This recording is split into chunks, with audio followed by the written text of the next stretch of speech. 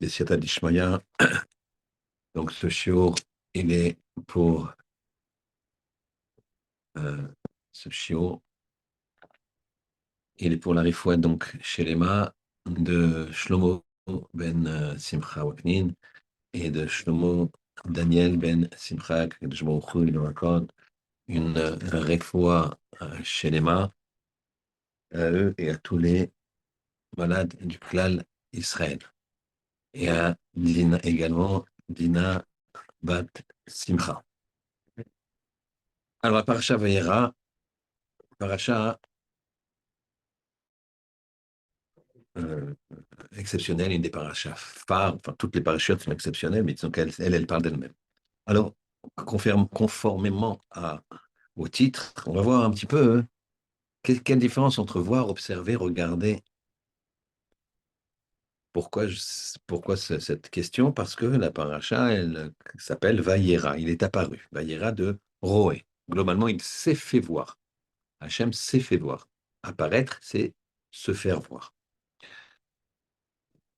Alors, si on regarde le premier pasouk, les deux premiers pasoukim, on va voir, on a des expressions de vision incroyables, un nombre incroyable. Vayera. Donc, il est apparu et là va lui, Hachem, et lui, c'est Abraham, Be'elone Mamré, dans la plaine de Mamré. Mamré, c'est un nom. Mais Mamré, ça veut dire aussi Roé, voir. Et même, c'est la provenance. Donc, de Eloné, Mamré, de celui qui voit, la provenance de quelqu'un qui voit. Viu Yosef Petachoel, Kechomayom. Donc, il était assis à l'entrée de la tente, Kechomayom, parce qu'il faisait très chaud ce jour-là. Donc, on a déjà deux termes de voir. Vayissa Enav, il a ouvert ses yeux. Il a, mot à mot, c'est soulevé. Donc, il a levé ses yeux, il a soulevé ses paupières, on dit il a levé ses yeux en bon français. Donc, lever ses yeux, c'est ouvrir ses yeux, c'est regarder. Ça fait le troisième terme de regarder, observer, voir. Vaillard, il a vu. Ah ben oui, s'il va ça et Naf, s'il a levé les yeux, il voit. Veinesh Losha Anashim, ici trois hommes, Nitzavim Anav, qui sont debout devant lui. Vaillard, et il a vu. On est à 5 fois, 5 termes de voir, de vision. Vaillard. Vayaros Likratam, Lipetach Moed, il a couru à leur rencontre, mi petach Oel Moed, dès l'entrée de la tente, pas d'assignation, de la tente, Vaishtachu Arza, il s'est prosterné dans le sens il les a salués à terre. Très bien. Alors, ici, on a donc plusieurs termes, 5 termes de vision. Deuxièmement, nous avons plus loin que les anges y viennent, ils vont annoncer une bonne nouvelle à Abraham qu'il aura un fils. Voilà que les malachim ils posent une question et demandent Aïe Sarah Ishtecha. Où est Sarah, ta femme? Où est Sarah, ta femme? Alors, il y a lieu de se demander que ça peut leur faire. Où est Sarah, ta femme? Qu'est-ce que, qu'est-ce que ça peut leur faire? Et on va dire, il va répondre, bah ouais, qu'elle soit dans la tente, c'est-à-dire dans sa tente, ou qu'elle soit dehors, ou qu'elle soit avec eux. On parle d'anges ici. C'est des anges, ils sont habitués. Abraham, il est habitué à voir des anges. Euh, Sarah aussi. Il n'y a pas de problème de tsniout ou. Vous comprenez ce que je veux dire? C'est des anges. Si c'est des hommes, on peut comprendre la question. Mais c'est des anges. Très bien. Troisième question. Hachem, donc elle entend. On va lire les psukim. le, elle va se passer, ça va être comme ça, très bien. Vayomer, il a dit l'ange, Shov Hashuv Elecha. Il dit l'ange à Avram, je vais revenir vers toi, Kaet Chaya, à la même époque. Veine ben les Sarah et Sarah, elle aura un fils, Ishtecha, ta femme. Et Sarah Shomat Petach Oel. Et Sarah, elle écoutait à l'entrée de la tente. Avram et Sarah Zekenim Baim Bayamim. Ils étaient âgés, ils allaient dans leurs jours, les vrais jours, ceux du Olam Haba, mais ils étaient Zekenim. Chadal Liot le Sarah Urar Kanashim. Il était terminé pour Sarah d'avoir les habitudes des femmes, c'est-à-dire d'avoir son cycle. Et donc, forcément, il n'y a plus d'enfants possibles. Très bien. La Titzrak Shara Bikirba. Sarah, elle rit en elle-même. Les morts en disant, donc tout ça, c'était en pensée. Acharé Beloti a Itali Edna. Va Adoni Zaken. Une fois que je me suis flétri, fané, pardon. Est-ce que je pourrais encore? Et mon maître, mon maître dans le sens respect, mon mari, Zaken, il est âgé. Vayomer Hashem el Avram, il a dit Hashem, Avram, lama zet tzachaka Sarah. Pourquoi elle a rigolé, elle est morte, en disant Ah, Fumnan Eled, comment je pourrais enfanter Va'ani Zakanti. Et je suis vieille. Elle n'a pas dit ça, Sarah. Sarah, elle a dit Mon mari est âgé. Qu'est-ce qui se passe ici?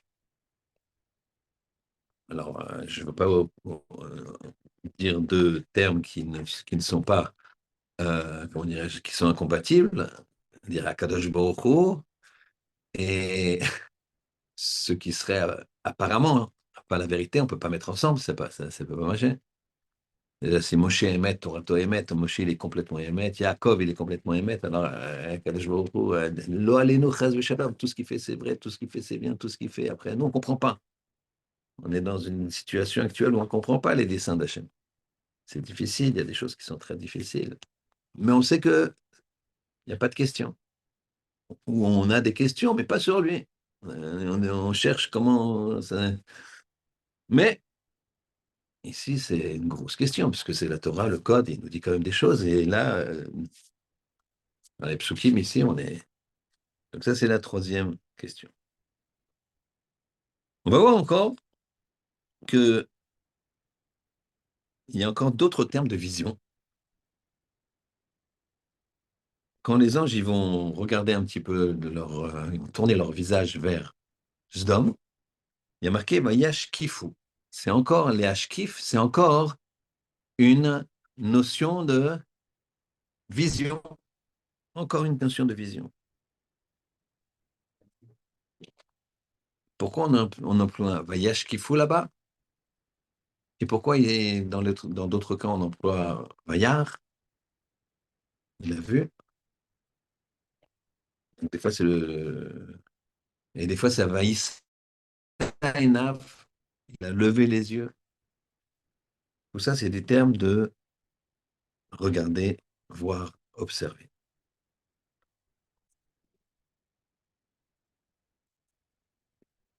Un dernier point, et après on va lier le tout.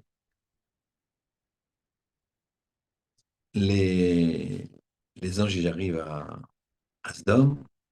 Lot, il les invite, ils lui font la mitzvah de Achnasat Orchim, inviter, faire des invitations. Lot. Les gens de Sdom, ils se rendent compte qu'ils sont là. Et voilà que il frappe à la porte. Il dit à Lot, donne-nous ces hommes-là qu'on les connaisse, c'est-à-dire qu'on abuse d'eux. Imaginez les mœurs. Et quelque chose de très étonnant, Lot, il dit, j'ai deux filles qui n'ont jamais connu d'homme, je vous les donne, faites ce que vous voulez avec, mais je ne vous donnerai pas ces hommes-là. Ils sont venus se restaurer. Donc, d'un côté, Achnasatorim, il sauve des gens, magnifique. De l'autre côté, on ne comprend pas très bien. Qu'est-ce qui va se passer? Et l'autre, il dit non.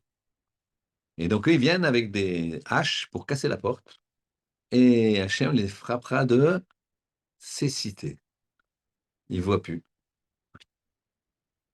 Pareil, encore une fois, la vision. Où il y a de la vision, il n'y a pas de vision. Quel est le principe?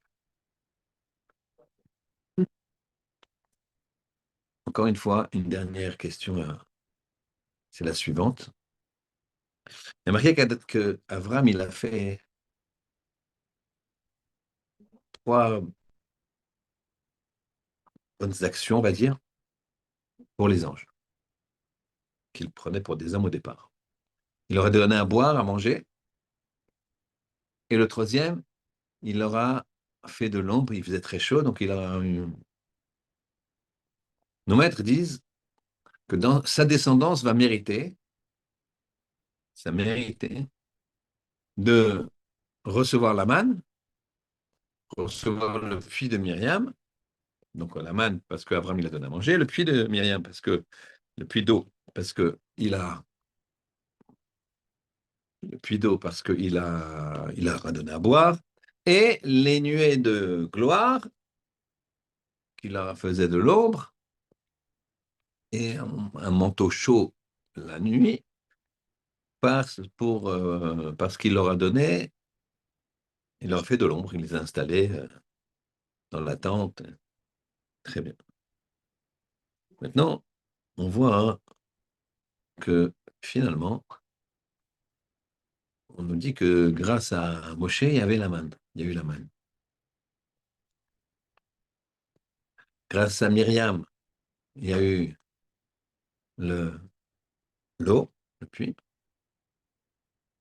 Grâce à Aaron, il y avait les nuées. Alors, est-ce que c'est grâce à Abraham ou grâce à Aaron, à Moshe, Aaron et rien? Qu'est-ce que, quel est le... Très bien. Alors ici, on a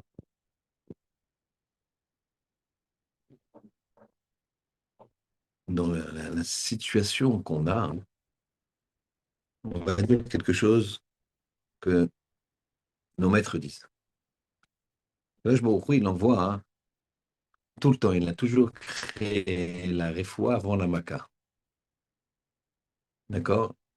La réfoua avant la Maca, c'est-à-dire la façon de guérir avant le coup.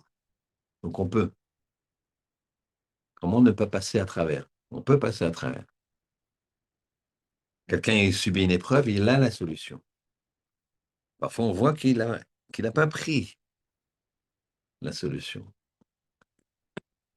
Qu'est-ce qui fait qu'on attrape la solution ou pas? Je m'expliquerai bien volontairement, je laisse un petit peu cette question en flou, mais je répète, quand je me il donne tout, il crée toujours la solution. Par exemple, il a créé, il y a des choses qui ont été créées avant la création du monde, dont le bélier dont allait se servir Abraham pour faire la shrita à la place de Yitzhak. Ce bélier était créé avant la création du monde. C'est-à-dire que l'épreuve de Abraham, cette épreuve-là, il y avait déjà, avant que commence l'épreuve d'Abraham, il y avait déjà la solution. Alors, on ne va pas répondre dans les questions dans l'ordre, mais je vais quand même les rappeler. Première question, dans les deux premiers psukim, on a 5 termes de vision. Voir, observer, lever les yeux. Plus loin, on demande, Sarah, elle est où? Sarah, elle est dans la tente. Qu'est-ce que ça va me faire de savoir qu'elle est dans la tente? Troisième question, Hachem, il rapporte à Abraham des propos qui sont différents, on est obligé de le dire, des paroles de Sarah. Sarah, elle a dit, et mon Adoni à Zaken, et Hachem, il a dit à Abraham, et elle a dit qu'elle était vieille. Non, non. Alors, attention, je donne tout de suite une réponse. Donne, c'est pas un cours de Shalom Bayit, d'accord, et qu'on a tous besoin tout le temps. Et là, on dit que de là, hein, on peut, si Akadosh Baruch Hu, il a modifié quelque part pour le Shalom Bayit, parce que t'imagines, si on dit, ta femme a dit que tu étais vieux, bon, si tu préfères entendre, elle a dit qu'elle était vieille, c'est quand même mieux, quoi. D'accord? Voilà, même Abraham. Donc, Vadaï, c'est une réponse. Une réponse. Là, on abordera une autre réponse. Je reprends les questions. Ensuite, les anges, ils ont dit, quand ils ont vu ce dôme, ils ont dit Vayash Kifu. C'est un langage de vision différent. On va voir la différence. Le, le- Madame Lot, ça je ne l'ai pas dit. Madame Lot, elle s'est retournée. Vous savez, quand tout le monde connaît, en appelant ça aux enfants, elle s'est retournée, elle s'est transformée en statue de sel. Il est marqué là-bas, ma bite. Ma bite, la bite, c'est regarder aussi. C'est pas Vayar, c'est pas Vaïssa Enav, c'est pas les Ashkif. Très différent. Très bien. Donc, tous ces termes de vision. Chez Mishmuel, il nous dit que les gens de Sdom, ils sont devenus aveugles. Et il va développer. Il savait quoi, aveugle? Il ne pouvait plus taper, il ne trouvait plus la porte. Je me permets de dire que si quelqu'un il est vraiment un rachat, il peut trouver la porte. Il va toucher, etc. Et puis après, il tape partout comme ça, et il risque quand même de, même s'il est aveugle, il risque quand même de faire des dégâts. Ah, et s'ils sont un grand nombre, loin les nous, on connaît plus ça, on connaît ça malheureusement. Donc, alors ils se sont partis. Ils sont devenus aveugles, ils sont partis. Très bien. On va commencer à répondre à la question, mais elles sont toutes liées, vous verrez, mais on n'a pas l'impression. Sarah Bauel. Sarah, elle est dans sa tente. Très bien. Pourquoi? Pour comprendre, on va ramener une Gemara qui raconte l'histoire de David Ameller. David Ameller, il a été loin, roi, en quasi secret, alors que Shaoul est le roi officiel.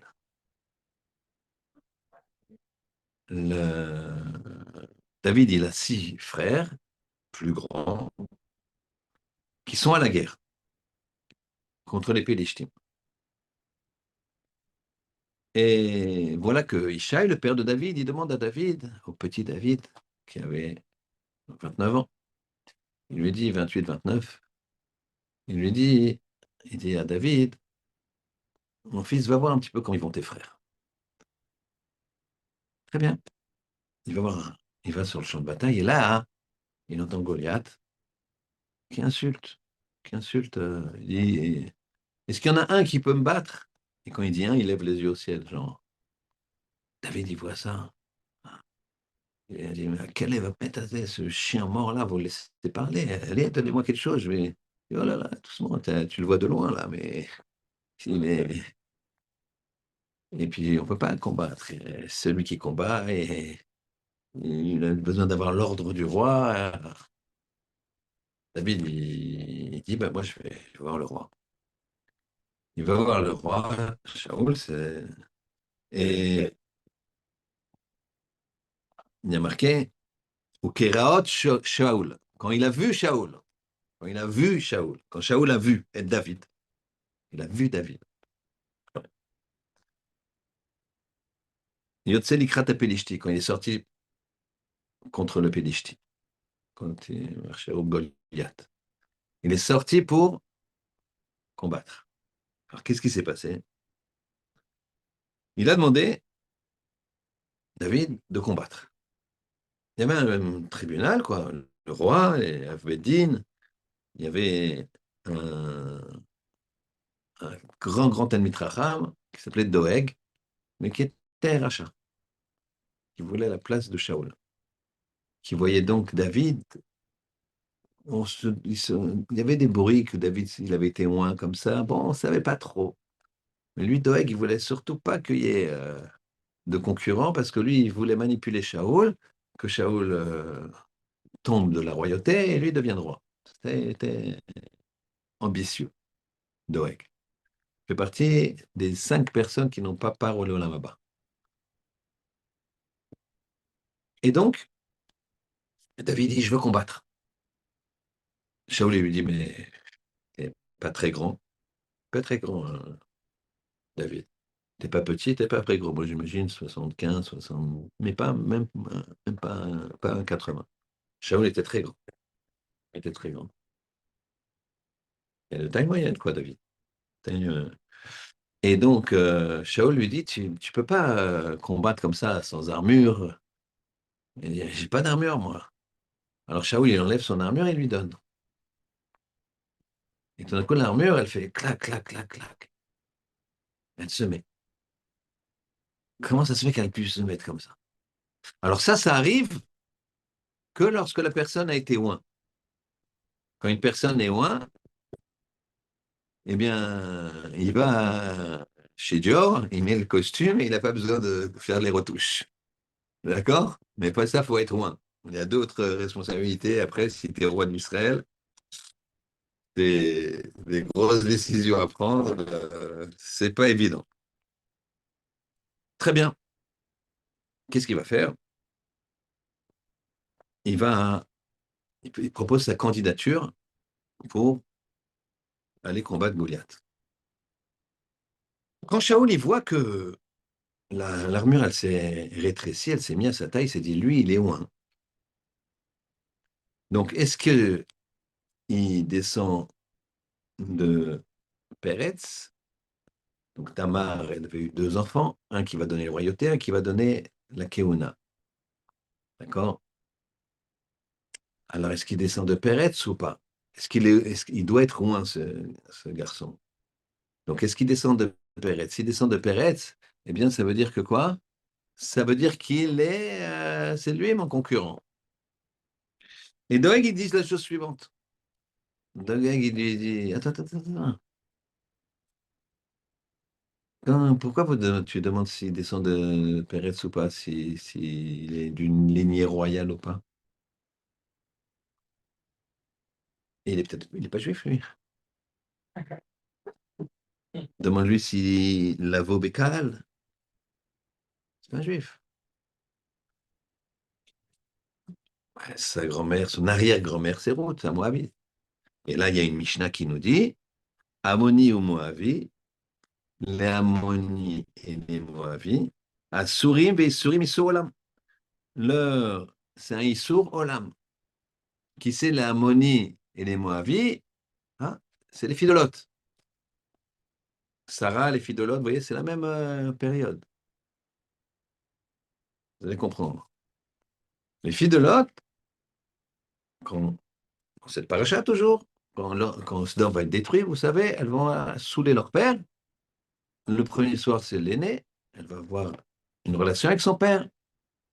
Le deuxième soir, ils vont le saouler. Il va aller avec la cadette.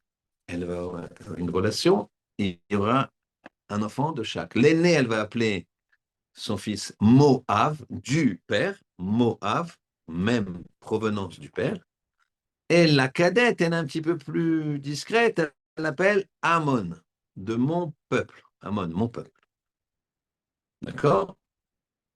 Et justement, le mot Ammoni et Moavi, Asurim, Veisurim, Sisur Olam. Ils sont assourds de venir dans le Kaal, et c'est un Issour permanent. C'est un Issour permanent. C'est-à-dire que le Mitzri, par exemple, un Égyptien, il se convertit première génération, il peut se marier avec une convertie de première génération. Il ne peut pas se marier encore une convertie de première génération. Et il y a parallèlement, il y aurait une fille qui va se convertir d'une première génération, ou même une juive. On ne va même pas parler de ça. un Égyptien, il se convertit, il peut pas aller avec encore une juive. Il a un fils, lui, il a fait la procédure de se convertir aussi. Le troisième, il est permis, il peut rentrer dans le cadre. Donc il y a 3 générations. Mais Ammoni ou Moavi, jamais. Même 10 générations, 100 générations, tac, tac, tac, tac, tac, ça marche pas. On n'accepte pas. D'accord? Donc il dit voilà, il vient de Moab, puisque Ruth c'était une Moabite. Alors les maîtres ils disent mais il y a marqué Ammoni et Moavi au masculin. Le Ammonéen et le Moab et le Ammonin. Et il dit, mais pas du tout, on met au masculin parce que c'est la règle générale, mais on dit par exemple le mamzer, celui qui est issu malheureusement d'une relation adultère ou incestueuse. Il a un défaut qui s'appelle mamzer. Mais la mamzer est aussi, bien qu'on dit que le mamzer, dans la Torah, on n'emploie que le mamzer, il a telle et telle règle. D'accord? Et évidemment, c'est sous-entendu la mamzeret. Alors, ils disent, alors, le Beddin est embêté avec les arguments de Doeg. Pour l'instant, David n'est pas vraiment juif, là, il n'est pas accepté. Non seulement il ne va pas aller combattre Goliath, mais on va lui dire, va-t'en. Enfin, on va lui dire, t'es pas juif.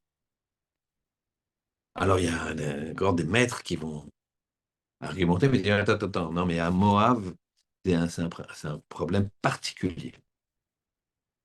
Moab, c'est parce que quand les béné Israël sont sortis d'Égypte, ils avaient faim avec femmes et enfants. Ils ont demandé à Moab de traverser leur territoire et que ils traversent leur territoire, ils payeraient leur eau. Ils achèteraient le pain des commerçants d'où on apprend que quand tu vas dans un pays, tu dois faire marcher le commerce du pays, même si tu es autonome. D'accord? Et eux, ils sont venus en guerre. Ils sont venus armés en guerre. Ils ont dit, vous passez pas. Vous passez pas. Ils sont venus en armes.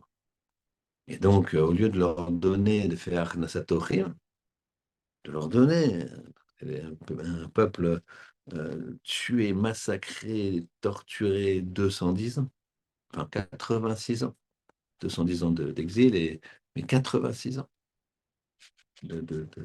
86 ans de 7 octobre. Ouais, c'est ça. C'est ça, l'Égypte. Et donc, tu vois ce peuple-là, tu vas en guerre contre eux. Tu aurais dû aller leur donner à boire et à manger. Alors, Doeg, il dit, voilà, ils peuvent pas rentrer dans le clan d'Israël, ils n'ont pas de cœur. Alors, les défenseurs de David, ils disent, mais attends, attends, attends, attends, c'est les hommes qui sortent. C'est pas les femmes qui sortent, c'est les hommes. Pourquoi? Bah, il y a une question de tsniout, quoi. Il dit, mais tu crois que les béné Israël, c'était mélangé? Il y avait les hommes d'un côté, les femmes de l'autre, ils avançaient.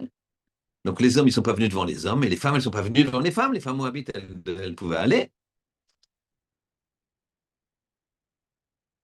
Une galère, problème. Tout le monde se tait. Doeg a quasiment gagné. Jusqu'à ce qu'on dise, non.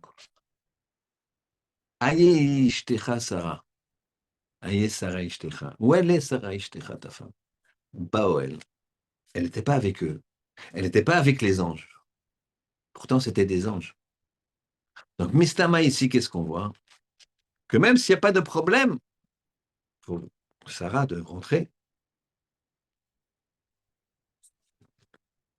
dans d'Abraham et d'être en compagnie d'anges, puisque les anges, par définition, il n'y a pas de souci.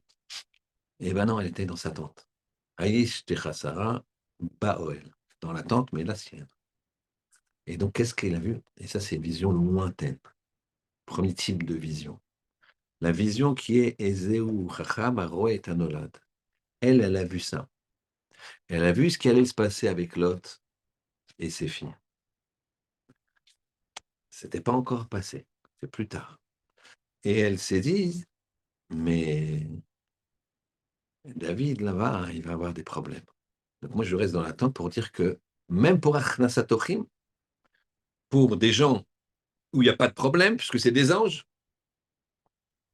donc je peux aller, je peux aller vers des femmes, leur proposer à manger, moi qui suis une femme.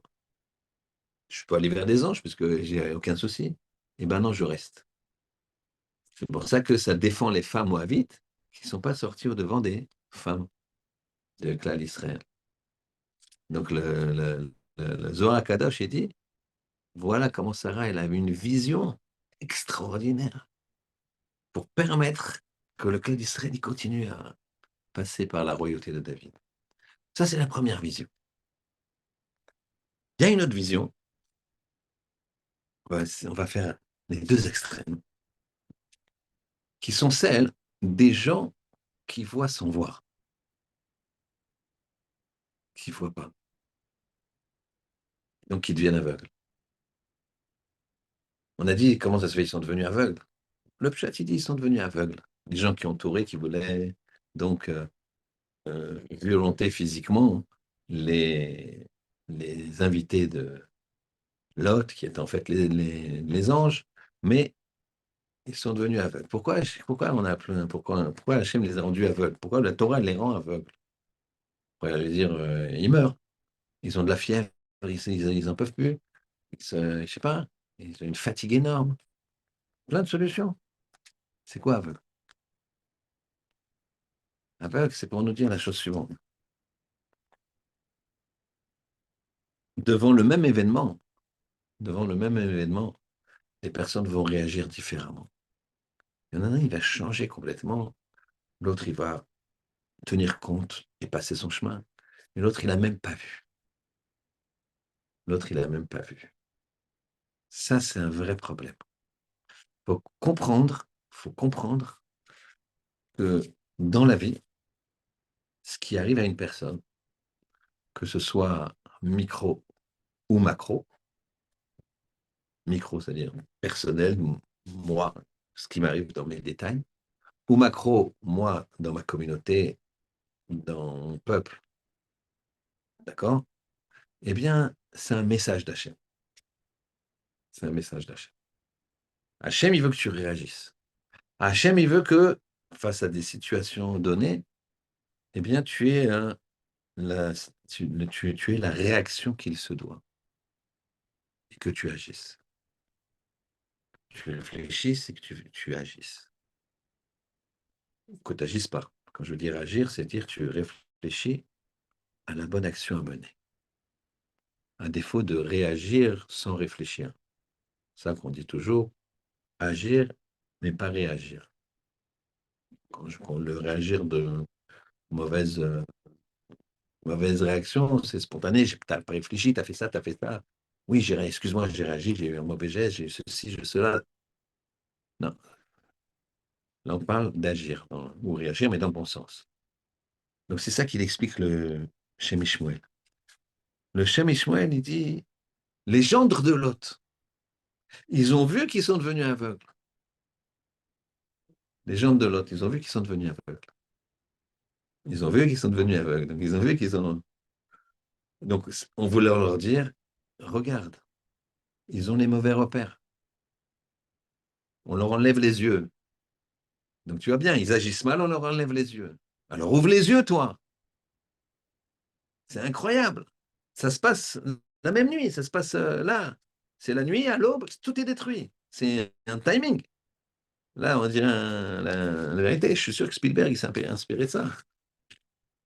Pourquoi? Parce qu'il va dire, les anges, ils vont dire comme ça, hein, euh, euh, vite, dépêchez-vous, il faut sortir, tac, tac, tac. Il dit aux gens qu'ils avaient le droit d'être sauvés, les gens aussi. Et les gens, ils rigolent, ils ne prennent pas au sérieux. Mais tu as bien vu que les autres, ils sont tombés aveugles. Et donc, tac, tac, qui mitzachek. Voilà, il dit comme ça. Oui, qui mitzachek benav chatanav. Ils se sont moqués. Ils se sont moqués. Ils n'ont pas pris les choses au sérieux. Comment tu ne prends pas les choses au sérieux? Tu as une troupe comme ça, une horde d'hommes immondes comme ça qui veulent faire ce qu'ils veulent faire, ils deviennent aveugles. Grosse punition quand même. Pourquoi pas ils meurent, pourquoi pas? Non, pour montrer aux gens que, attention, leur problème c'est les yeux, la façon de voir. Et ils rigolent. Ou moi Shacharala. Et maintenant, ça y est, déjà, le Shachara, le matin arrivait. Vayaïtsu. Ils ont commencé à prendre l'autre. Il dit, prends ta femme, prends tout le monde. Viens, viens, dépêche-toi, parce que là, c'est. Vayachezekou anashim beyado, ou biyad ishto. Ils les ont attrapés comme ça. Ils ont dit, allez, on sort, dépêchez-vous. Tu vois, avec la musique, là, tin, tin, tin. Et ils sont sortis, et il leur a dit, Vayomer, Imalet nafshecha, faites attention, al tabit acharecha, ne regardez pas derrière. Ne regardez pas derrière. Encore la vision, regarde pas derrière. Qu'est-ce qu'elle a voulu faire? Elle a regardé, elle a regardé Madame Lot, et elle est devenue une statue de sel. Très bien. Statue de sel, Mina Kanegad Mina, parce qu'elle, quand on donne Motsi, on donne du sel par rapport au Misbéach. Vous savez ça. Très très important, puisqu'on parle de Achnasatochim. C'est dans les petites vidéos que j'envoie, c'est le chiot. Achnasatochim, c'est équivalent au Misbéach. Il y a un passouk qui nous parle du Shulchan dans la Torah. Le Shulchan, la table, c'était un élément, une table, avec 12 compartiments dans lesquels on mettait 12 pains, pas petits forcément, 12 pains. Et il était dans le Echal, c'est la partie qui est juste avant le Kodesh HaKodashim. Ça s'appelle le Shulchan. C'est pour ça qu'il y a des gens, et c'est une très bonne. Mistamac, quand on connaît la signification, si on ne connaît pas la signification, il y a 12 pains, 4 pains, 5 pains, ça va. D'accord? De toute façon, si ta femme est marocaine, tu auras des bons pains et tu auras suffisamment. D'accord? Mais donc, c'est bien de. Je dis pas ça parce que mon beau-frère est là, mais donc les 12 pains, c'est bien parce que ça représente, et vous allez comprendre la signification à 2 degrés, en tout cas à 2 positions. Donc, très bien. Donc, il y a le Shulchan avec ses 12 pains dans le Beth Amikdash. Et il y a à l'extérieur le Mizbeach, il y a une rampe avec c'est quand même c'est très large, très grand, dans lequel, au-dessus d'une rampe, au-dessus, il y avait une petite esplanade. Vous avez vu des dessins, je pense, du Beth Amikdash, du Mizbeach. Et il y avait plusieurs bûchers, dont un gros sur lequel on brûlait les membres des sacrifices qu'on avait découpés. Et on les salait. On les salait. Très bien. Pour l'instant, eh bien, à un moment, il y a un passouk dans la Torah qui nous parle des dimensions du Shulchan.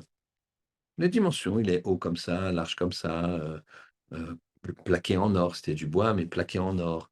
C'est pas de l'or massif comme la menorah. La menorah, c'est l'or massif, c'est que de l'or. Alors que le Shulchan, c'était pas de l'or massif, c'était du bois plaqué. Petit misbéach à l'intérieur aussi. Bon, je ne rentre pas dans tous les détails. Et donc, le misbéach, donc on commence, excusez-moi, le passo qui fait, il donne les dimensions, on nous dit les dimensions du Shulchan. Et ensuite, il finit par, voici la description du misbéach. Donc, il y a j'ai l'impression, si c'était pas divin, la Torah, tu t'aurais dit, le gars, il s'est gouré. Il faut changer, quoi. Il parle au début du passouk, les dimensions du shulchan, de la table, avec ses 12 mains. Et ensuite, il dit, ça, on t'a parlé du misber. Alors, le misber, on a parlé bien avant. Mais dans le même passouk, il y a quelque chose qui.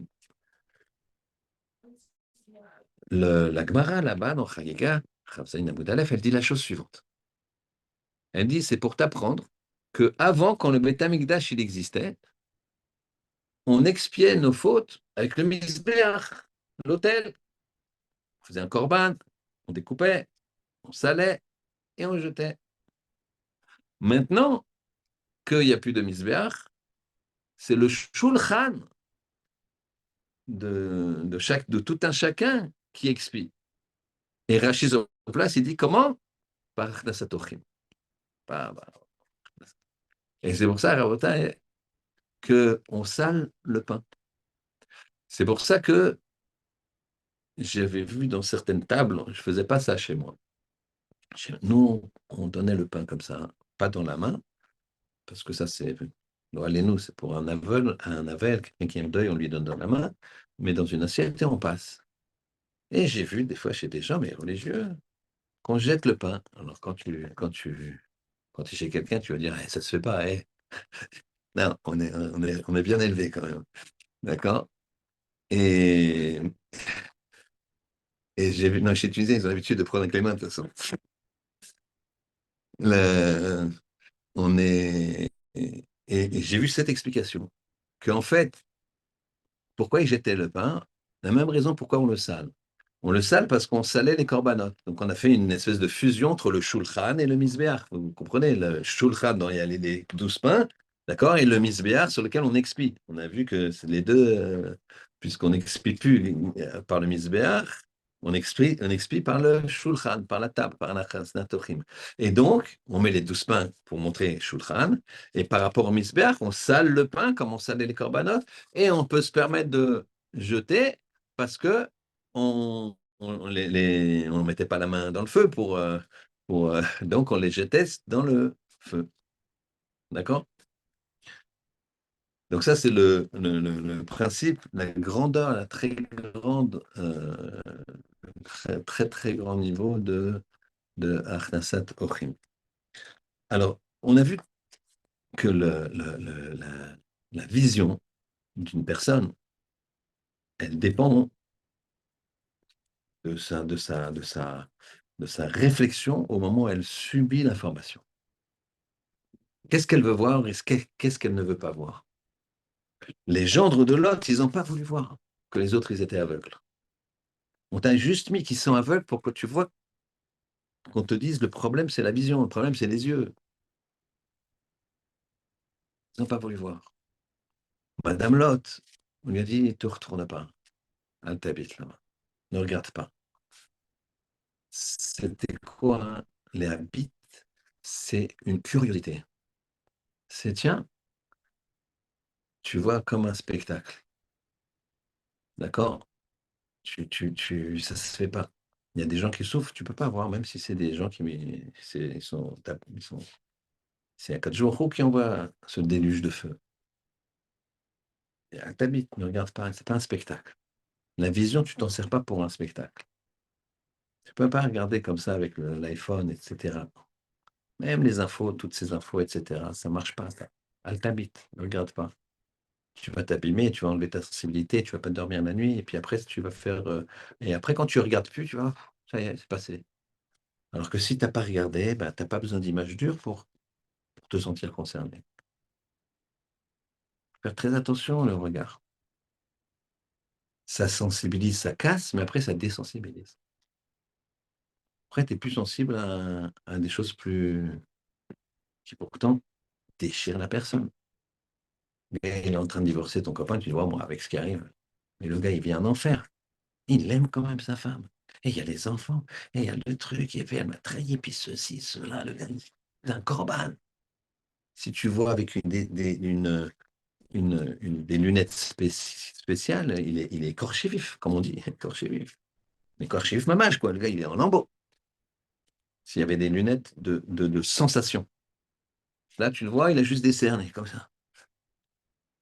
Voir ce qui se passe. Et là, si tu fais pas attention à tes yeux, alors lui, ça sera les habits. Tu vas regarder un spectacle. À force de regarder un spectacle, ça, tu ne le vois même pas. Tu deviens comme les chas v'shalom. La personne devient comme les gens de Lot. Il ne faut pas que le gars, il ne voit même pas. Nous, il faut qu'on travaille notre kedusha, nos yeux. Si on travaille, on pourra à 0,0000001% faire comme Sarah. Am ezeu, chacham roet nolad. Elle a vu 30 générations plus tard, elle a vu David Amela, donc on ne parle pas de ça. D'accord? Pas capable de ça. Tu es capable au moins de voir un membre de ta famille qui a des cernes justement comme ça, qui parle fort, qui est triste. Ton copain à la choule qui n'est pas venu deux fois, trois fois. Tu dis, ah bah tiens, sa place elle est bien, je la prends, etc. Mais non, au lieu de dire ça, demande le volet. D'accord? Il a le fauteuil comme il faut, il est près de la fenêtre. Génial.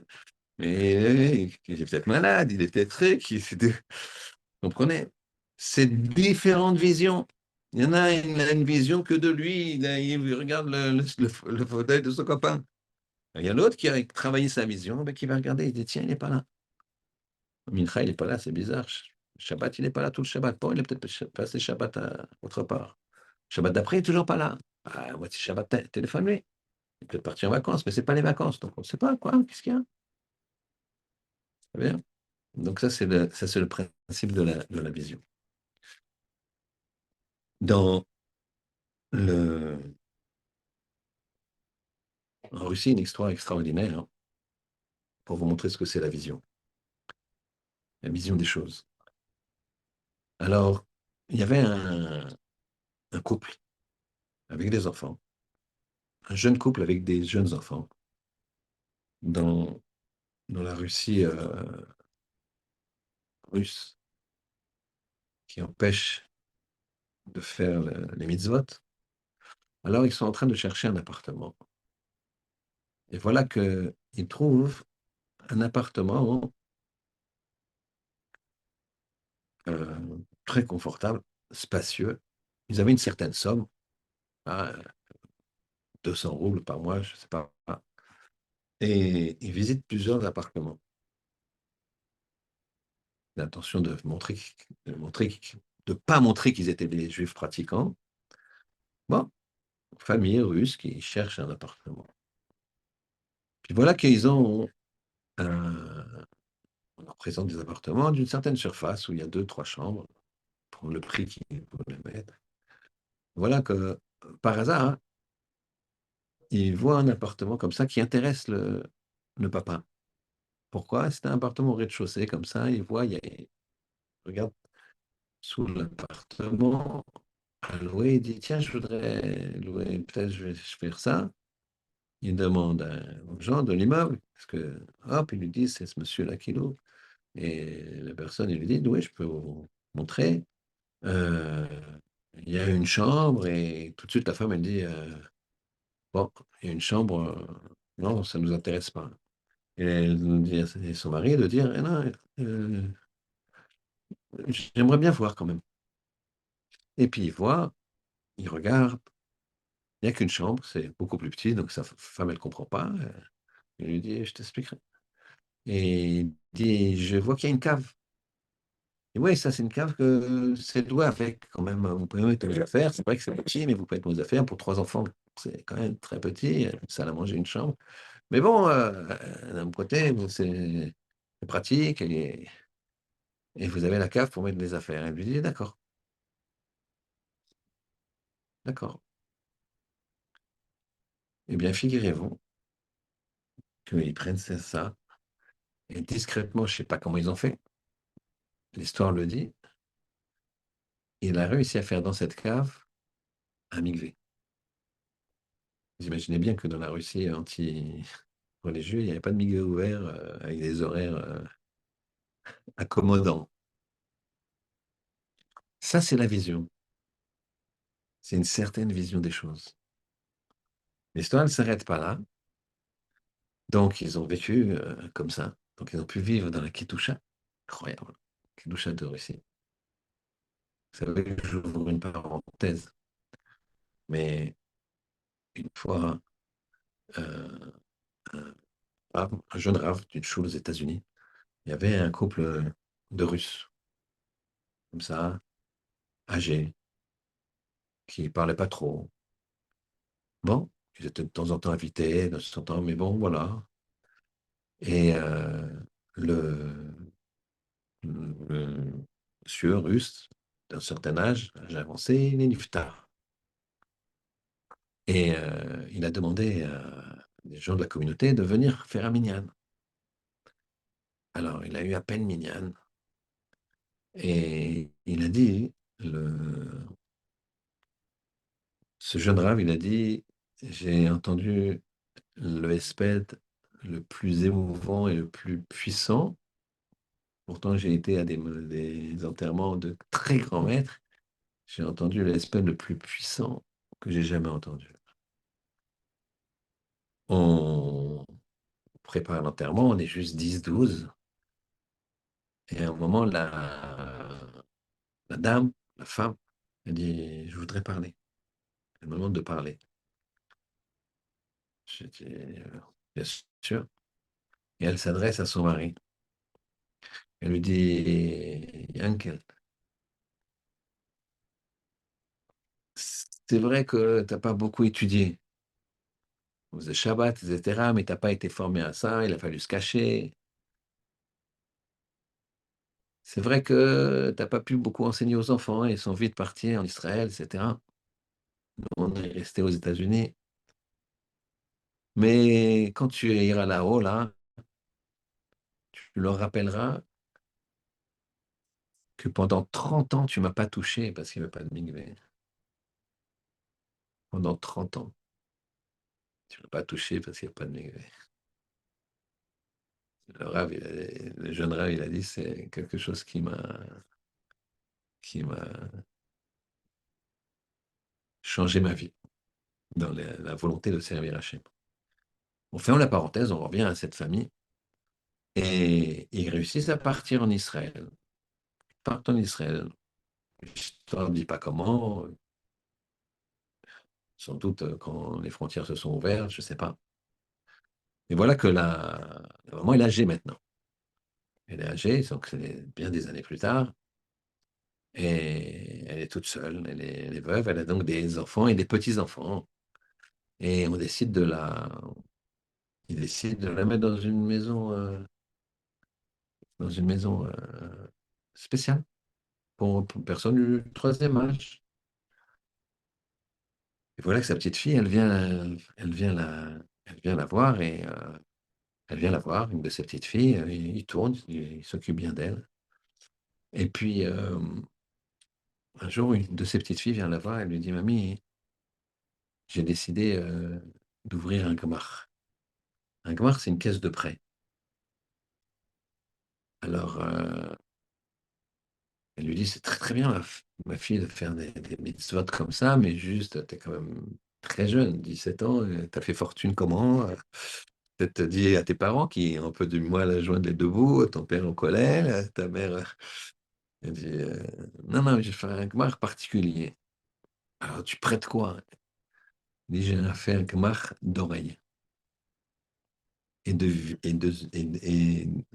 yeux. Je prête mes oreilles et mes yeux à d'autres gens quand je te quitte, je vais dans une autre chambre.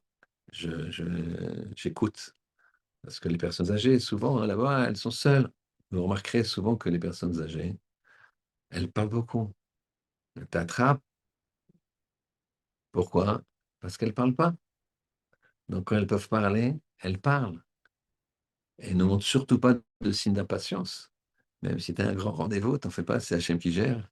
Si tu patientes et que tu écoutes, c'est sûr que tu auras la bracha. C'est sûr que tu auras la bracha. Ça, c'est la vision rabotaille d'une jeune fille de 17 ans. Pourquoi? Parce que son grand-père, il a vu 50, 60, 70 ans avant, je ne sais pas combien, il a vu là dans la rue de Volotka à Miroslav, d'accord? Il a vu dans cette petite rue-là, il a vu ce petit studio-là. Il a regardé la cave et il s'est dit, tiens, là, il y a peut-être quelque chose à faire. On peut faire descendre l'eau, on peut voir discrètement. Comme lui, il a vu ça, alors elle a vu, elle a prêté ses yeux et ses oreilles, elle a fait un gmar, une caisse de prêt de ses yeux et ses oreilles. Ça, c'est ce qu'elle nous a fait, Sarah. La, le lien, hein, le lien. avec la fameuse question auquel on n'a pas répondu sur Hachem, il a changé. Hachem, il a dit, elle a dit, je suis vieille. C'est pas vrai. Elle a dit, Adonis Zaken, elle a dit avec respect. Elle n'a pas dit, il est vieux. Elle a dit, Adonis Zaken, mon, mon maître, dans le sens, mon mari, avec respect, il est âgé. Il ne peut pas. Pourquoi Hachem, il change? La vérité, elle est où? Comment?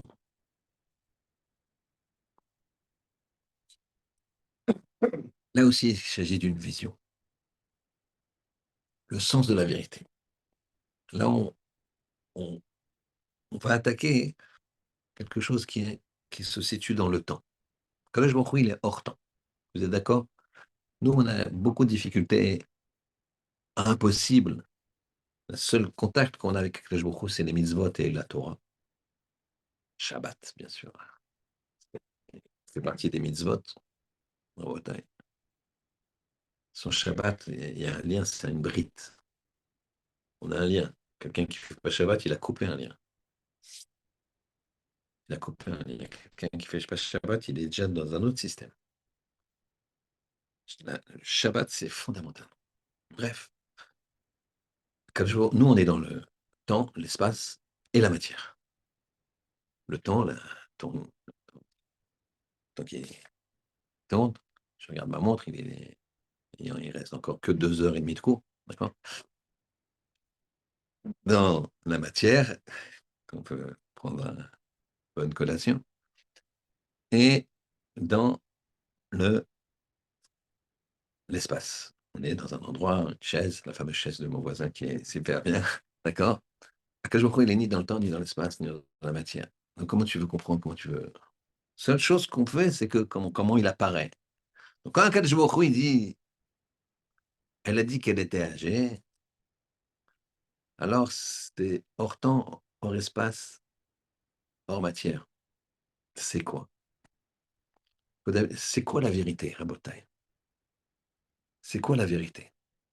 La vérité, la vérité, c'est quelque chose qui a un après, qui a un futur. Le shaker, il n'y a pas de futur. Dès que c'est basé sur non-chance, il n'y a pas de futur. Il n'y a pas de futur. Vous voulez que je vous dise quelque chose, par exemple? De l'argent mal acquis. Ah, ça va, c'est l'État, c'est ceci, c'est les assurances, c'est la banque qui s'en fiche, hein. OK, il n'y a pas de futur. Pas de futur, tu verras que tu t'enrichiras pas. Si, le gars, il est. Ah ouais, mais il est bloqué là, il est truqué là. S'il n'est pas, il est pas bloqué dans une petite truc carré, etc., il n'y a pas de futur. Pourquoi? Parce que le mensonge, il n'y a pas de futur. La vérité, il y a un futur. C'est ça la vérité. Parce que ça va. Puisqu'il y a un futur, c'est ça qui va devenir la vérité. Mais ça, c'est parce que nous, on est dans le temps. Je vous donne un exemple très simple. Un Rosh Yeshiva, il reçoit un coup de fil. On se renseigne sur un garçon de 19 ans et demi. Les Yeshivot, on commence déjà. D'accord? Donc, il se marie à 19 ans, 20 ans, 21 ans. C'est très classique. Le garçon, il a 19 ans et demi. Même pas encore 20 ans. Le temps qu'il se marie, le temps que tu sais, ça fera 20 ans et demi, 21, c'est bon. Donc, le père, il appelle le Rosh Yeshiva, voilà, j'ai une fille, tac, j'ai entendu parler d'un garçon comme ça. Ce garçon-là, les parents sont bien, j'ai commencé à me renseigner. Qu'est-ce que vous pensez, Rosh Yeshiva? Moi, le père, tout de suite, il enclenche en disant, moi, chez nous, on est tac, tac, Ashkenaz, comme ça, tac. Faut être à l'heure, faut être ceci, faut être cela. Est-ce qu'il est bien tous les matins à la tefila? D'accord? Toute ressemblance avec.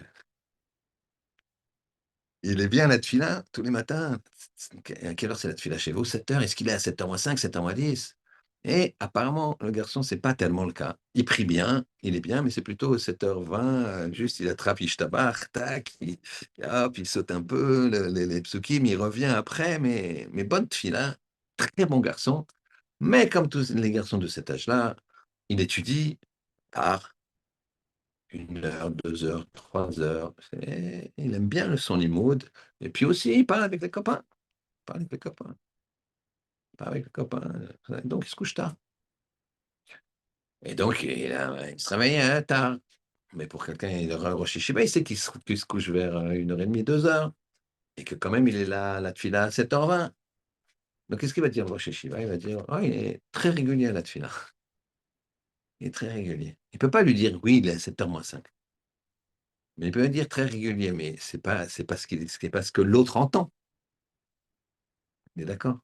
Mais qu'est-ce qu'il sait, le Rosh Hashiva? Il sait que puisque ce garçon, c'est un bon garçon, que là, il est jeune, 19 ans et demi, c'est très bien que dès qu'il va se marier, il n'aura pas le choix. Ou plutôt, il va se dire, ah, viens, je vais à la filato, comme ça. Non, ça, c'est quand on a les enfants, tu te dis. Donc, c'est une vérité qu'il a dit, Rosh Hashiva. C'est une vérité. Vous comprenez? Parce que c'est un avenir. S'il dit, ah ben non, non, là, si vous cherchez ça, c'est pas bon. Mais c'est ça qu'il cherche. Il cherche un garçon comme ça. Sauf que là, il l'a pris trop tôt. Il va mûrir et c'est Vadaï qui fera, puisque il est régulier dans ses retards. D'accord? Mais c'est comme ça qu'il faut voir les choses. De plus, la Neshama d'Avraham, ça c'est kabbalistique, et la Neshama de Sarah, elles sont fusionnées. Quand il y a des Kiddushin, les deux Neshamot, d'accord? Quand on a mari et femme, c'est la même Neshama. C'est pour ça que si on construit son couple, ben, ta femme ou ton mari, il n'est pas bien, t'es pas bien. Tu as mal. T'es pas bien, tu peux pas être bien. Pourquoi? C'est parce que c'est toi. C'est toi, t'arrives pas.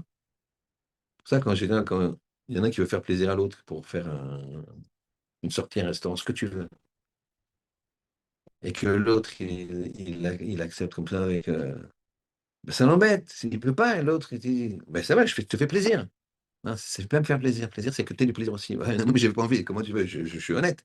C'est pas bon. Parce que normalement, il devrait avoir du plaisir à faire plaisir. Pourquoi? Parce que c'est toi. Toi et toi, normalement, il n'y a pas de problème. Donc, il n'a pas changé. C'est l'ensemble qui est âgé. Donc là, c'est pas la même, vous comprenez, c'est pas la même vision. Tu as une vision, le gars dit, non, moi je dis que la vérité. Je dis, mais tu peux pas lui dire. Si, il n'a pas travaillé, il est feignant. Il n'a pas raisonné, il est bête. Il n'a pas. Oh, tu l'as cassé, mais il a 7 ans et demi, tu veux qu'il soit premier de la classe. Et là, c'est fini, il sera tout le temps dernier. Tu as gagné de lui plaquer des étiquettes. D'accord? Ou alors il faudra qu'il fasse des efforts très importants. On dit pas des choses comme ça. La vérité, c'est quand il y a de l'avenir. C'est quand il y en a après. Donc ça, tu dois. Et celui qui sait le mieux quel est l'après, nous, sur l'après, sur le futur, on n'a que des hypothèses. On essaie de se travailler et de voir, d'avoir une vision dans le futur. Et quel est l'homme intelligent qui construit sa vie, c'est celui qui voit ce qui va naître de ses actions. Ça, on, on le travaille le plus possible, mais ça ne nous appartient pas quand même. Nous, le passé et le présent nous appartiennent. Le passé, parce que je vois dans le passé, je regarde, mais je ne fais pas comme Madame Lot. C'est pas ma bite. C'est pas je regarde le spectacle. Ça, tu regardes ça, tu te transformes en scène. Le sel, c'est parce qu'elle a dénoncé Lot. Elle a dit, enfin, elle n'a pas dénoncé. Elle a dit à la voisine, tu peux me donner du sel, s'il te plaît? Alors, la voisine a dit, tiens, pourquoi elle veut du sel? Et c'était une façon de dénoncer parce qu'elle ne voulait pas, elle, avoir des invités, Madame Lot. Elle n'osait pas dire quand même d'annoncer, mais elle a dit ça. Et la voisine, elle a dit, oh là là, ils ont des invités parce qu'elle a demandé du sel. Elle s'est transformée en sel. Mais statue, écoutez bien, regardez, pourquoi statue? Statue, pourquoi statue? Déjà, pourquoi on nous dit une statue de sel? C'est évident que si elle se transforme en sel, elle ne va plus avoir de capacité à bouger. Pourquoi on a une statue? Statue, ça ne bouge pas, ça ne vaut rien. Ces statues, elle ne peut plus rien voir, elle ne peut plus rien faire. Il n'y a pas d'avenir dans une statue. Ça ne bouge pas, il n'y a pas de dynamique. Parce qu'elle habite, elle a regardé pour un spectacle. Elle n'a pas regardé pour grandir. Elle n'a pas regardé avec intelligence. Elle n'a pas regardé pour un after. Elle n'a pas regardé pour un après. Acharai, pas ça. Il n'y a pas d'après. Donc elle s'est transformée en statue. Tac. Nous, le passé, on peut le regarder, mais pour s'en servir pour le présent. Pour regarder les choses qui sont bien, je vais m'en servir. Les choses qui ne sont pas bien, je vais m'en servir pour ne pas les faire. Et dans mon présent, je le contrôle mon présent. Ce soir, je pouvais être au cours, je pouvais être au Parc des Princes, je pouvais être dans mon lit, je pouvais être. Chacun fait ce qu'il veut. Vous avez choisi d'être au cours, votre présent, vous l'avez pris en main. Mais le futur, c'est le bon Dieu. Le résultat, c'est le bon Dieu. Bien sûr, il y a la prière, bien sûr, il y a la tefila, bien sûr, la tzedaka, ta tzimiva, tout ce que tu veux. Mais des fois, oui, des fois, non. Des fois, ça marche, des fois, tu as l'impression que ça marche pas. Ça marche toujours. Marqué Shomea Tefila. Quelqu'un d'intelligent, il va toujours prier. Parce qu'il y a marqué à Kadosh Baruch Hu, on le dit 3 fois par jour, Baruch Ata Hashem, Shomea Tefila. Mais ça marche pas. Je te dis, ça fait 30 ans que je prie pour ça, ça marche pas. Et tout d'un coup, il voit que ça marche sur son fils, son petit-fils. Tu as dit que ça marcherait, mais patient. Finalement, tu préférais sur toi ou sur ta descendance? Ah, si on m'avait dit, moi, c'est pour une descendance que je voulais ça. Voilà, tu vois, ta fille, on te l'a bien écouté finalement. Tu as cru qu'on ne te donnait pas, mais regarde maintenant ce qui se passe. Et le bon regard. Et le bon regard. Parfois, dans le passé ou dans les événements que l'on a, que ce soit des événements personnels difficiles dans son enfance, des éléments personnels difficiles qu'on vit actuellement. Alors, il y a différentes façons de le voir. Il y a différentes façons de le voir. Il y a le voir et être accablé. Et ça, il n'y a pas d'avenir parce que tu t'accables. C'est comme la dépression. Et ça, c'est une mauvaise vision de la chose. Il y a le voir, être sensibilisé, être concerné. Ça va daïkoé. Mais si tu n'es pas accablé, sensibilisé, concerné, ça veut dire, ah, tu retrousses tes manches et tu bosses. Et tu fais ce que tu dois faire. Là où tu es. Télim, Torah, tu t'es plus tôt.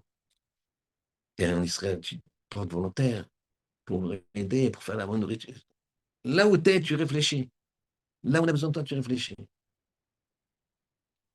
Sensibilisé, concerné, mais actif. Comme ça qu'on doit voir un événement. On ne doit pas être dépendant de ce que les autres ils veulent qu'on voit. Là, on a l'impression que la France, elle est à feu et à sang quand on entend les gens. Quand on entend les gens, ils se disent, c'est une grosse panique. Je sais pas. Mais je reste factuel. Je vois pas où est la panique. Prudence, oui. Mais panique, non. Panique, non. Et pourquoi panique? Parce que tu écoutes les médias, les médias, les médias, les médias, les médias et les trucs. Quand quelqu'un seul, il profère une menace, ça vaut rien. Tu l'entends même pas quand il est au fin fond. Mais quand déjà il a fait le tour des réseaux sociaux, donc un bonhomme, il peut tout te mettre à plat si tu lui accordes l'importance. Un bonhomme, il est tout seul. Je veux dire, ah, je suis pas en train de rentrer dans le détail là, mais réfléchissez bien à ça. Il faut avoir la vision. Qu'est-ce que ça me fait, moi, d'avoir toutes ces informations-là? Excusez-moi le terme un peu vulgaire, ça me plombe. Plomber, ça veut dire que voilà, ça accable. Après, tu dis ton copain, il te dit, viens, viens, on va étudier. L'autre, il te dit, viens, on va prier. J'ai pas la tête. Pourquoi? T'es accablé. Le sens de l'épreuve, elle ne doit pas nous accabler. Chacun, il a des épreuves dans la vie. Il y a d'autres plus dures que d'autres. Mais souvenez-vous toujours de ça. le bélier de Abraham, qu'il a fait la shrita à la place de Yitzhak. Donc c'est la solution. C'était déjà créé avant la création du monde. C'est pour te dire que un des éléments, l'épreuve les plus difficiles qu'un homme ait à faire, je ne vois pas ce qui est plus dur, d'égorger son fils. Pour des raisons qu'il a combattues toute sa vie. Toute sa vie, il a combattu. Il a 137 ans. Il a eu Yitzhak à 100 ans et Yitzhak avait 37 ans. 137 ans, tu enlèves 5 ans, parce qu'il y a 5 ans qu'il a découvert Hachem, on va dire 132 ans qui combat l'idolâtrie, les sacrifices humains, qui prodigue l'amour du peuple et l'amour, l'amour, l'amour pour Dieu. Et que Dieu lui dit, c'est ça qu'il faut faire, c'est ça qu'il faut faire. Et tout d'un coup, Hachem, il dit, prends ton fils et égorge-le. C'est une folie, sa tête, elle explose. Sacrifice le plus difficile. Et il a considéré qu'il s'est maîtrisé au point que quand l'ange lui a arrêté la main, il dit, bon, un petit chouïa, je vais faire un petit truc, je coupe un petit truc, je mets un petit peu de sang, quoi. Il a dit, non, non, rien du tout, regarde, il y a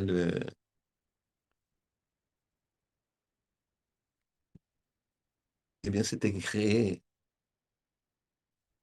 avant la création du monde.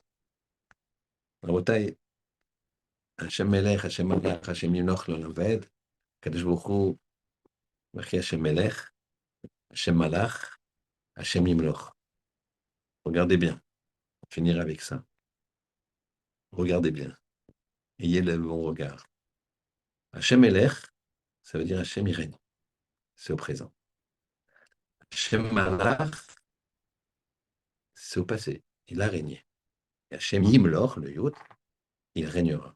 Mais normalement, on dit, ça veut dire, quand on dit d'ailleurs, même quand tu fais le Kriyat Shema ou quand tu dis le nom de Dieu, c'est bien d'avoir la Kavana, Adon Akol, maître de tout. Imagine le cosmos comme la moindre cellule dans ton corps. C'est un Kadosh Baruch Hu. Aya Ove Veyiye. Passé, présent, futur. Normal. Mais quand tu proclames sa royauté, c'est c'est pas dans le sens du temps, c'est hors temps. Puisque tu dis Hachem Melech, Hachem Yiren, Hachem Malach, il a régné, Hachem Yimloch, il va régner. Normalement, vous me suivez? Normalement, c'est pas. D'accord? Normalement, c'est passé, présent, futur. Là, on te fait présent, passé, futur. Comment ça se fait? Ben, c'est la même idée. C'est que dans sa royauté à Kadosh Baruch Hu, il n'y a pas de sens. C'est-à-dire que la solution de ton présent, elle était déjà dans le passé. Donc, si tu veux, ça n'a pas de sens. Ça n'existe pas. C'est au-delà du temps. Alors, nous, on a dans notre tête, c'est difficile quand à chaque fois, chaque nom d'Hachem, dire, mettre dans tous les sens. Alors, on nous facilite. Aya, Ove, Vediye. D'accord? Passé, présent, futur. Mais quand on parle d'une expression Hachem Melech, Hachem Malach, Hachem Yoch, L'Olam Vaed, ça on le dit moins. À ce moment-là, on te dit, prends bien conscience. Prends bien conscience qu'Hachem, il est au-delà du temps. Et que quand il arrive quelque chose, la solution, elle était déjà là. Il faut juste aller la chercher. C'est dans ta tête. C'est dans ta tête que ça se passe. Là, ça ne change rien dans ta tête que quand quelqu'un il a une situation, quand quelqu'un il a une situation, euh, quelle qu'elle soit sa situation, que ça, qu'il soit déprimé, qu'il se dise, je mets le problème de côté et j'avance, sachant que le problème, il est là, il l'a eu. D'accord? Le problème, il est là. On a tous un problème commun actuellement. D'accord? Mais tu peux mettre de côté, quand je dis mettre de côté, encore une fois, concerner, sensibiliser à fond, hein. Mais d'un autre côté, j'avance. Et ça, j'avance ou j'ai peur, tu peux pas faire les deux. Donc, la Yetzirara et tout ce que tu peux imaginer comme Yetzirara et rat tout court, il veut te faire changer les choses. Au lieu de te mettre j'avance, il te met de ta peur. Et donc ça te change rien. Ça change rien. Ça change rien à ta vie. Et en même temps, ça change tout, puisque si tu as peur, eh ben c'est comme ça. Et si tu avances, eh ben tu trouves des solutions, tu y vas, tu trucs, tu avances, tu te parfais dans tes midotes, tu avances, tu fais des télim, je vous prie, il nous donne, les Hachem, la force, l'intelligence et surtout la vision, d'accord, de voir les Hashkif, de voir de façon globale, de façon précise. Il s'énerve comme Avram. Avram, on a dit toutes ces visions-là qu'il a eues au départ, c'est qu'à chaque fois, il y a un degré. D'abord, il a eu il s'énerve, il a levé les yeux, c'est-à-dire il s'est intéressé à ce qui se passe. Après, il a vu. Mais si tu lèves pas les yeux, tu peux pas voir. Donc d'abord, tu t'intéresses à ce qui se passe. Tu travailles sur ta sensibilité, tu travailles sur des priorités. Lui, il a une priorité de Achnasat Sochim, de faire une mitzvah. Donc, qu'est-ce qu'il fait? Il lève les yeux. Après, il voit. Et après, il comprend dans sa vision. Que fasse qu'on fasse ça.